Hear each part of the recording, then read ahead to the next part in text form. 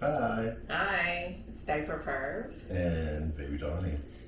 and we're going to talk about how to negotiate a play date. Mm-hmm. An ABDL play date, caregiver little play date. There's so many different types of play dates. So we should further talk about what is a play date and what isn't a play date. True. I would say that, that's something that needs to be defined by each individual person. So make sure that it's something that gets brought up as if like, well, what do you mean when you're on a play date? Is it just coloring and, like playing with like stuffies like, "Arr." I mean, it's okay. Right. But, so is it sexual or not? Or is it correct? Yeah. That's another big thing. But it's important to probably pick those cues up when you meet someone or when you're talking to them online. And I would suggest that you meet them before you play if you're meeting them online and it's the first time you're meeting them. Because you just don't know. Right, you don't want to commit yourself to this play date and now like you're at someone's house or they're at your house and then it's not working out. And you're just uncomfortable and it's not a good situation. You need to get out of it. Like, it would be good to know what you're heading into before you head down that road. Right, but sometimes you don't really know because it could turn any which way, So where would you suggest meeting people, even just to suggest a play date? I would think if you're going to meet them for the first time, then I would think like a coffee shop. Is it weird to meet somebody like at the ABDL diaper store? No, that's perfect. That would be a cool situation if you live in Vegas or any of the cities that have ABDL stores. I've done that. It's a good location to meet up at because then you could like see like, oh, I think this is cute.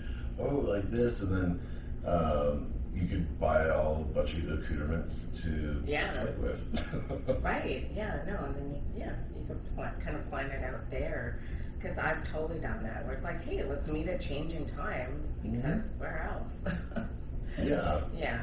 And then, it's not lack of conversation, because Gail and Robert would be there. So. Right, and they're going to talk about all the new products and, what cats are sick. Yeah. But also, let's bring it even back more. Like, where do you meet people? I guess if you're watching this, you would kind of know where to meet people. Yeah. Online. I mean, online's would be the best bet that I would say that, and that's going to be the most prevalent area. I would think that most people get that. That first connection. Right. Do you meet a lot of people online? I do, because I started posting pictures on Tumblr back in the day, so people had seen my content for years, and then they'll reach out and, say, oh, thanks for making this content, and, you're doing a good job, or this and that, or whatever they have to say. Right. And it's like a positive reinforcement, but then it gets conversation talking, and then that's when we develop relationships. Okay, so tip number 1, if you're like meeting people online, just have good conversation. It doesn't have to all be about diapers and stuff. No, have a good back and forth conversation. See what you guys have in common and see if you have any commonalities, interests, hobbies, foods, anything. Another good place to meet people is in real life events. And the only way to do that is to actually go to the events, like munches and play parties and other things. It's scary too. It is? Yeah, I think it's intimidating I know for myself, when I first started my journey into the kink community, I'd find out where the munches were, I'd sign up for them, and then I would drive all the way over there.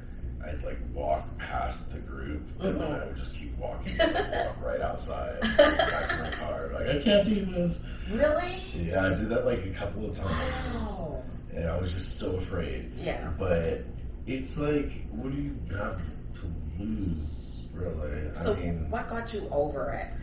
I think I was just tired of doing this alone.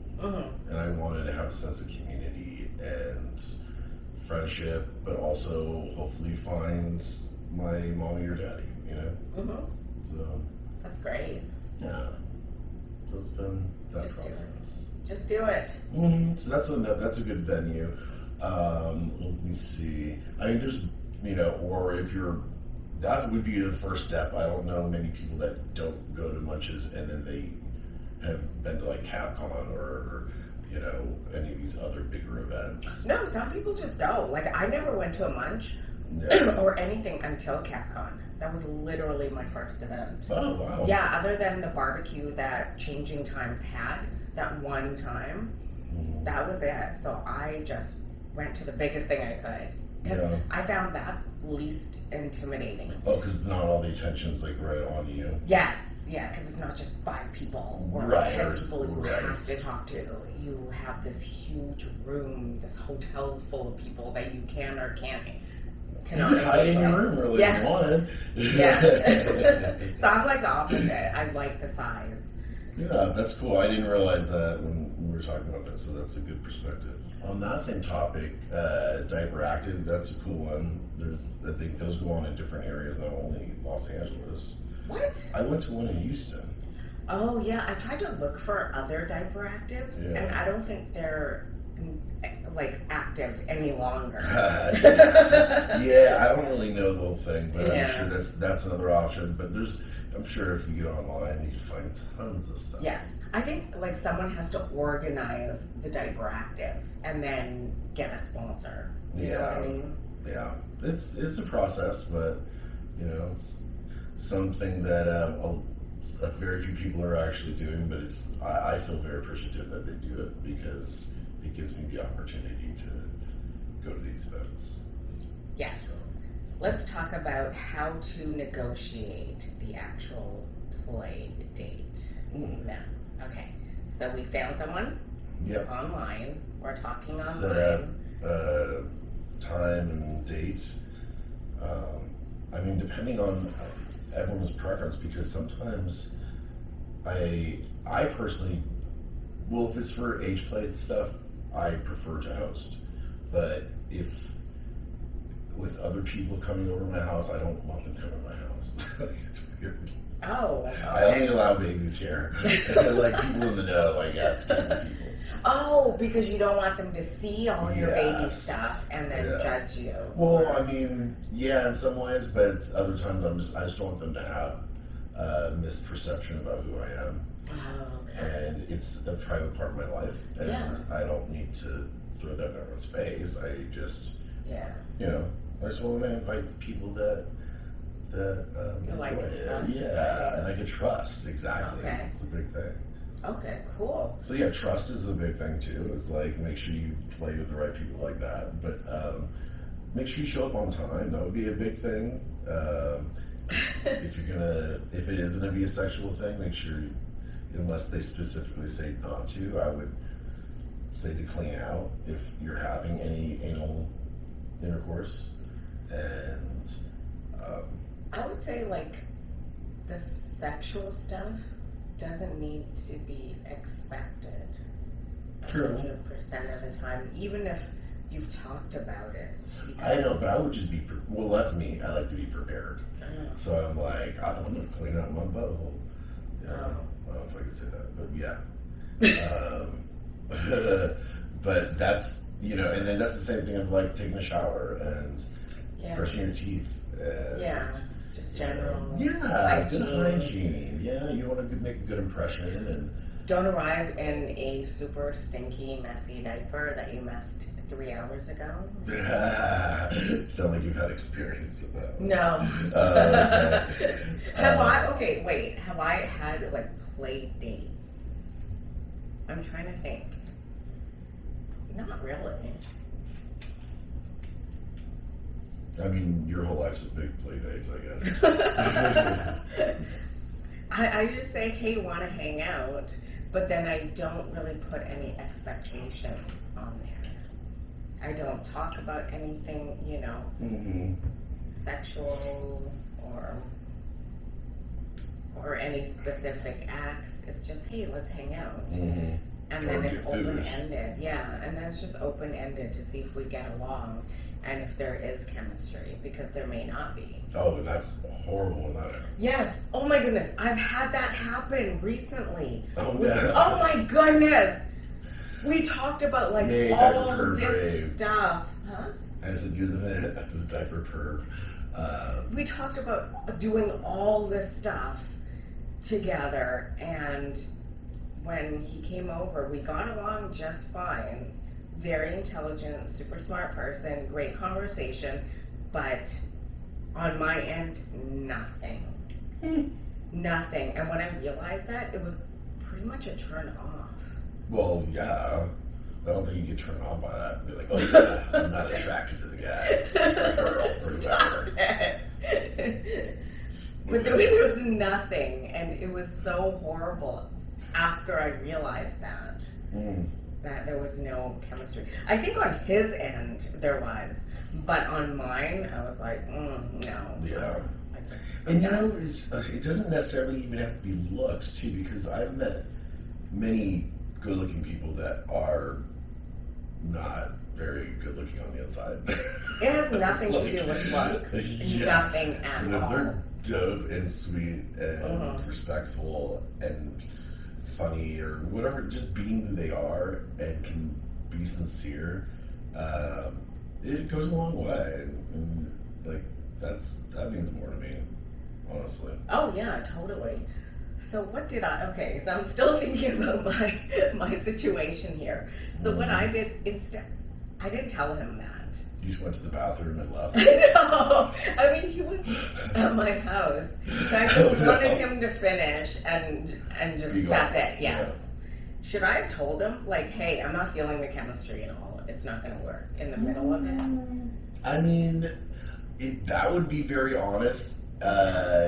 It might be a little, I think, abrupt for him to hear that at the moment of being like, oh, I guess we're stopping here. Right. But that's kind of more respectful in the aspect of not feeding them some like, oh, you know what? I totally forgot. I have X, Y, and Z to do, and you gotta go. Sorry. I'll talk to you later. Wow, I'm not good at lying. No, but it's good to tell the truth because, like, hey, you know, like, if it's not there, then at least you tell them, and it's not like you're wasting time. Yeah, but true. And sometimes I'll find connections and sexual chemistry in the most weirdest of situations with people that I would not expect that from. Yeah. And go from there. So I think my takeaway from all of this, my best thing about planning a playdate is to not have expectations and don't plan too much. No. Yeah, because pretty good. What could be really sexy texting, diaper texting, could pan out to be absolutely nothing. I know. And but that's what you're saying. You know, you just experience something like that. Yeah. And it's frustrating a little bit, but at least you know. Yes. And at least you tried it and you went that route to see what was going on. Because if you don't try it, you never know if it actually will work out or not. Yeah. So that's another thing. Like, try it. I mean, just meet up. I mean, that's what I'm saying. Like, go to the munches, actually, you know, do this and, you know, follow through. And, like, sometimes it won't work out, but sometimes it will. And when it does, it's amazing. So what else do they need to negotiate or talk about ahead of time? I say aftercare is a big thing.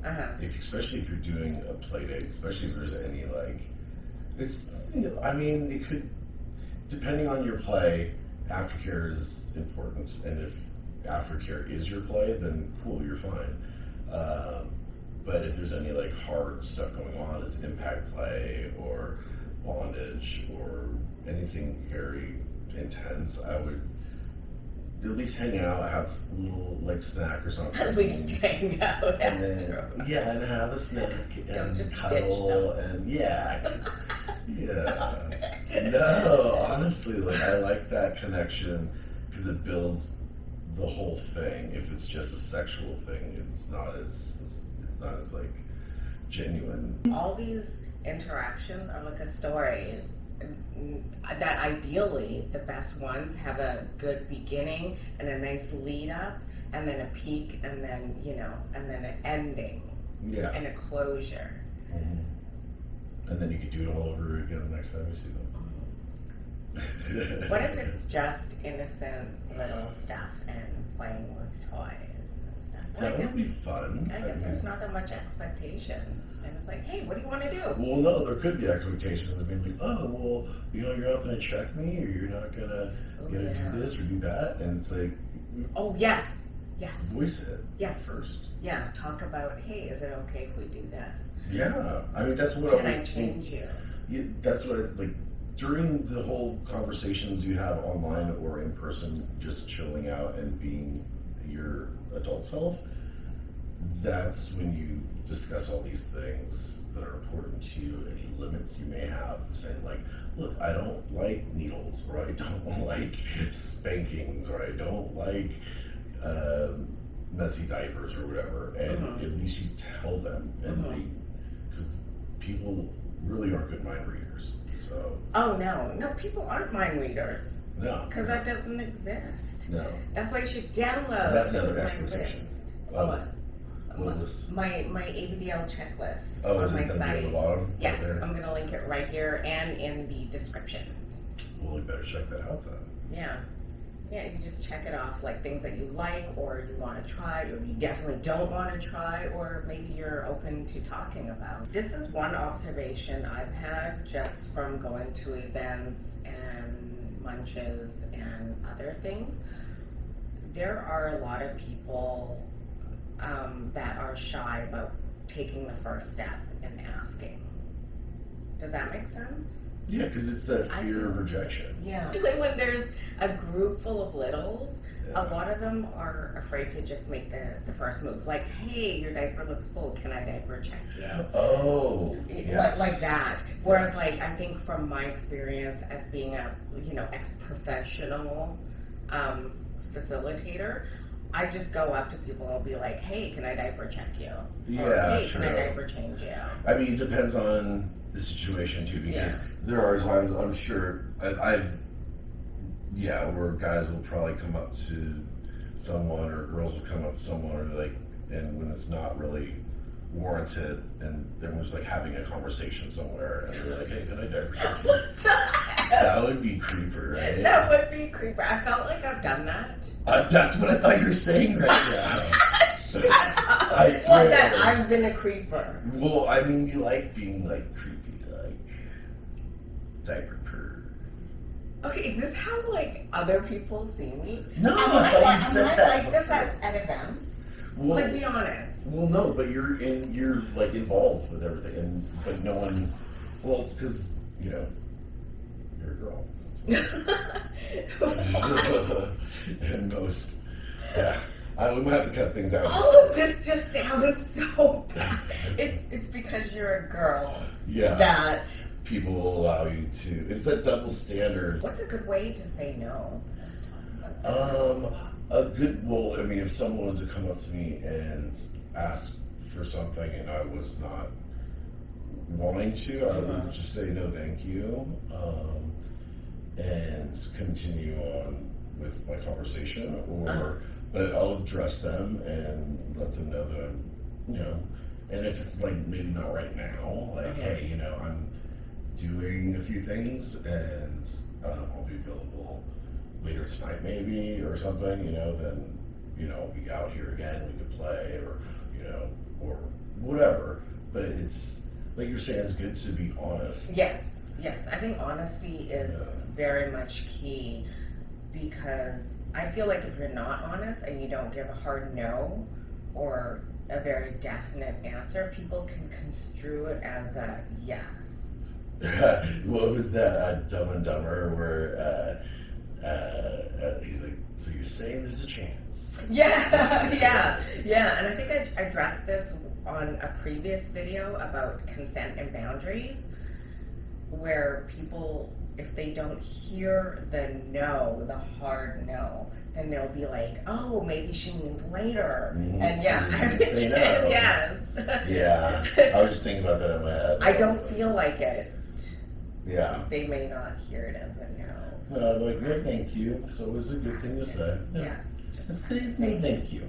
No, be thank nice, you. you know? Not like, ew, get away from me. Or, Oh my goodness, stop.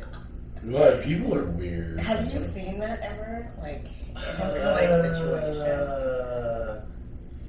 I don't think so. And if I have, I probably blocked it out. You know, kind of set up a time frame too. Like, Time frame, yes. an hour, 2 hours. Yeah. I would do 2 hours max, really. Yeah. Maybe 1 hour for your first time. Yeah. Because you just don't know how it's going to go. I think it's a good idea to treat Playdates as any other type of date. Mm-hmm. Yeah. It could just be a friendship date, or it could be more, but all these things kind of is to see how people get along together, Mm-hmm. right? Any type of date, Mm-hmm. even as friends, or, you know, inviting a new coworker out. It's just feeling each other out to see Mm-hmm. if we have more stuff in common, and if we can laugh together and, you know, hang out more than 1 hour. Yeah. That's all it is, really. Yeah, because then you get to develop those relationships, and like you can call your friend and be like, "Today sucked at work." Just have someone to vent to. Mhm. That's like a big thing for me. It's having those, and then telling like people like, "Oh my gosh, like my diaper leaked all over the place today. It was in public," and you know, but someone that can understand that and like. Yeah. Actually empathize with these things. They've been there, or you I can't empathize. well, like you've been around that, so you've seen it. Right, so I can tease you more. So let's hear about a bad play date you've been on.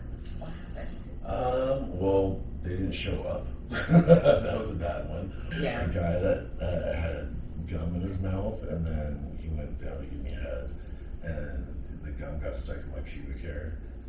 What? Yeah. I was so irritated. Yeah, you should be. Did you use scissors? No, I used vodka, Oh, okay. and I got it out. My advice is to just keep expectations low. Mm-hmm. And yeah, don't get things all like hyped up in your head. Like if from you the get start. married. If it's your first time meeting them in person also, and you're just like gonna go to their house, the safety calls are really good. Of like what I Oh mean. yeah, for sure. You like calling a friend and saying, "Hey, I'm gonna be at this address, and this is the person's number. I'm gonna be fine, but just in case you won't hear from me in a couple hours, you know, can you give me a call?" And you know, Donnie is going to be at Capcon in 2 weeks. yes, 2 weeks. Super excited. Hope to see everyone out there. Yes. And Go up to him and say hi. yeah, don't be shy. At least come over and say hello. And say hello to Wolfie, because Wolfie will be there too. Okay. Are you bringing any other stuffies? Yes, I'm bringing probably my little Rottweiler Samson, and then I'm gonna bring Rex from Toy Story. Oh, okay. Because he's the softest, and he's like kind of a pillow. Yeah. What activities are you most excited about? I'm excited for the Dark Age play party. Oh yeah, that room is so nice now compared Isn't to it? like the first year I went Yeah. to it. It's improved so much. There's a locking crib. There's a locking high chair where you can get bound on there. It's actually dark now because I remember one year all the lights were like blaring. Yes, and it was like office lights. It was so bright and there was no music. Yeah. And the last year there was all these toys and implements you can use. A ton of bondage furniture. It was dark. There was good music playing. It was very fun. I'm excited. That, and then like just walking around talking to people and hearing their stories, and just, I don't know, maybe I could, you know, what I have been thinking of, like I said, is pretending to be daddy out there for a little bit too, and I could give that to some boys and girls. That, Did you hear that? You could be daddied by Donnie, by Daddy Donnie. Mm-hmm. Yeah, I'll do that a little bit out there because it's gonna be fun for me to like give that to boys and girls. It makes me happy to like I've seen him in daddy mode, and it's you know what people like, so it's good. It's a good experience. So yeah, I hope to see everyone out there, and be safe and stay padded. Bye.